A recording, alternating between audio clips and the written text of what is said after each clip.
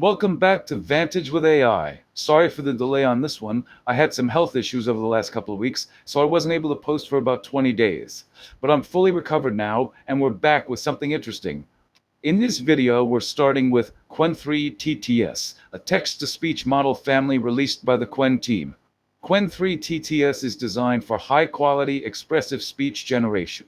It supports reusable voice prompts for cloning and produces very natural prosody and pacing across different languages. Qwen3 TTS is released as a full model family, with different variants designed for specific roles. At the foundation, there's the Qwen3 TTS tokenizer at 12 Hz, which is responsible for encoding input speech into discrete codes and decoding those codes back into audio. This tokenizer is shared across the entire system.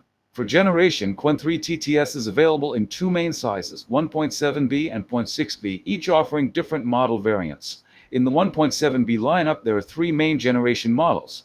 The 1.7B VoiceDesign model performs voice design based purely on user-provided descriptions. This allows you to shape a voice using text instructions without requiring any reference audio.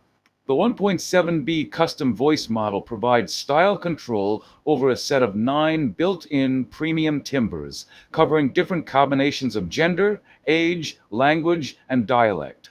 This model works specifically with those inbuilt timbres rather than arbitrary voice cloning. Then there's the 1.7B base model, which is capable of rapid voice cloning from a short, roughly 3-second user audio input, and can also be used as a base for fine-tuning other models.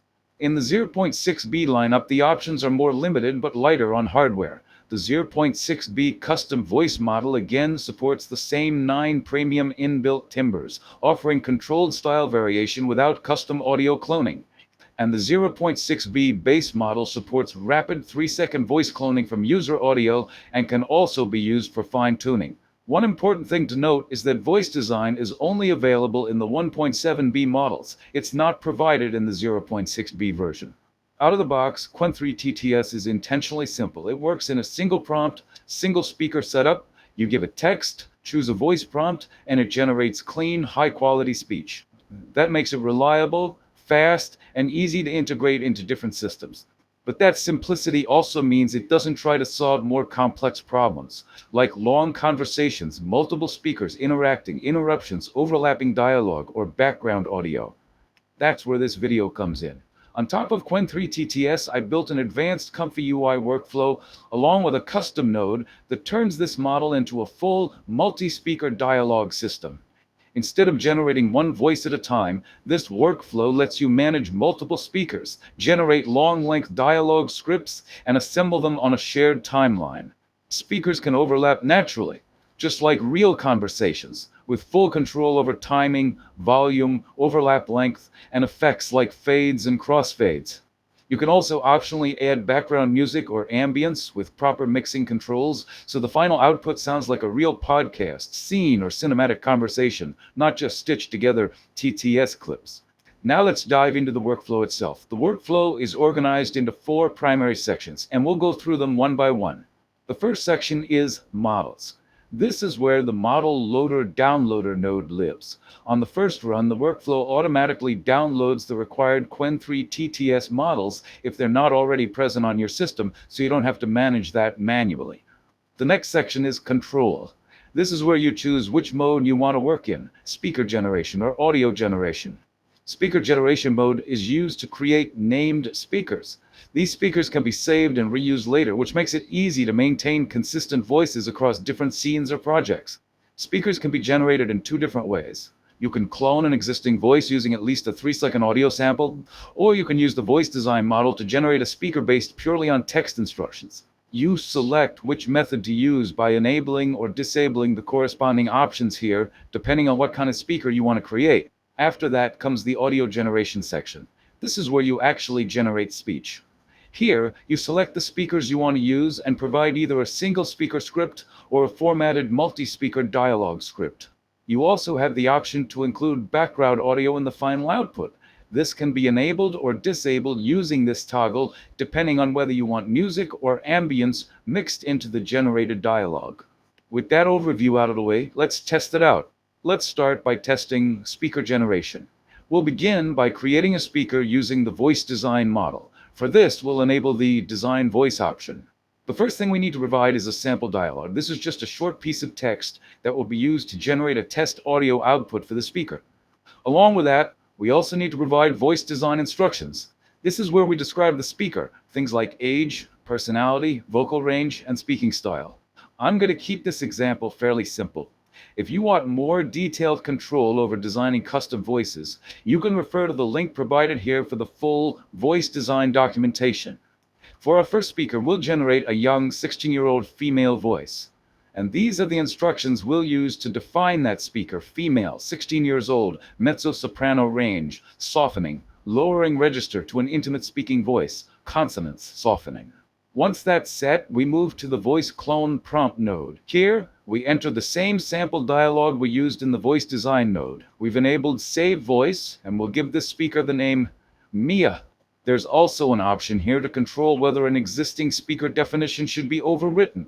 If overwrite is disabled and a speaker with the same name already exists, a new speaker will be created automatically with a suffix, like Mia1 or Mia2. With everything set up, let's run it. Alright, the speaker has been created. Let's listen to how she sounds. Good one. Okay, fine. I'm just gonna leave this sock monkey here. Goodbye. Sounds good. Now let's create one more speaker, this time a young male voice. We'll use the following instructions for this one. Male, 17 years old, tenor range, gaining confidence. Deeper breath support now, though vowels still tighten when nervous. Let's name him as Lucas. With that set, let's run it.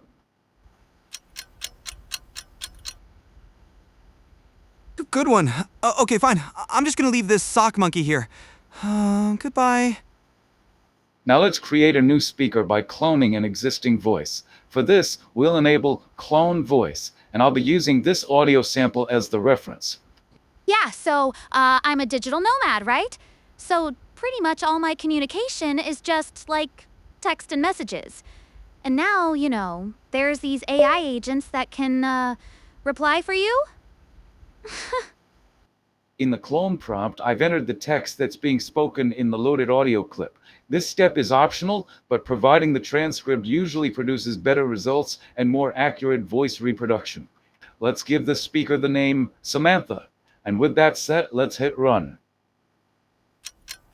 Alright, now that our speakers are ready, we can move on to the audio generation section. In the speaker bank node, we select all the speakers we want to use for this script. These are the speaker assets we just created, and we can mix and match them freely. Next is the multi-speaker node. This is where we enter the dialogue script. The script is made up of multiple dialogue blocks, and each block starts with a tag that defines the speaker, along with a few optional parameters like timing, volume, and effects. The speaker name is mandatory. Everything else is optional. After the speaker name, you can specify a gap value in milliseconds. For example, if you want a dialogue to start after a 2-second pause, you add 2000 after the speaker name, separated by a comma. If you don't need any pause but still want to control volume or effects, you can simply set this value to 0. This gap value can also be negative. When it's negative, the current dialogue overlaps with the previous one, allowing for interruptions and more natural conversation flow. After that, you can optionally define volume. Volume is a floating point value ranging from 0.1 to 2.0, where 1.0 represents 100% volume. Lower values reduce loudness, and higher values increase it. Finally, if the gap is negative, you can choose how the overlap behaves.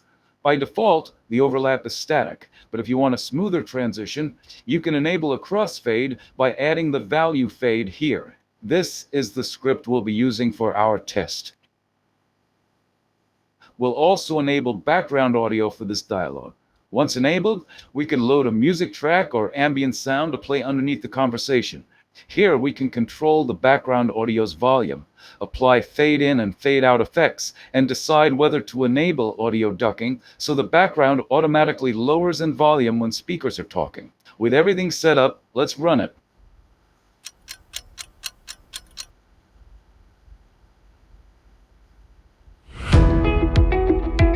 Hey, did you understand what she said about quadratic equations? Not really. I mean, kind of. I stopped listening when you leaned over. Oh, is that my I fault didn't say now? that. Just, you smell like strawberries. You noticed that? Maybe, yeah. I Maya, kind of notice everything you do. Lucas, that is enough. Sorry, ma'am. Yes, ma'am. Eyes on the board? This isn't a cafe, it's a classroom. I think she hates strawberries. Worth it. So that's the workflow. Using Qwen3 TTS as the foundation, we're able to generate multi-speaker dialogue with proper timing, overlap, and mixing, all inside ComfyUI. This approach makes it practical to create longer conversations, reusable characters, and more realistic audio scenes, whether you're working on storytelling, podcasts, or cinematic projects.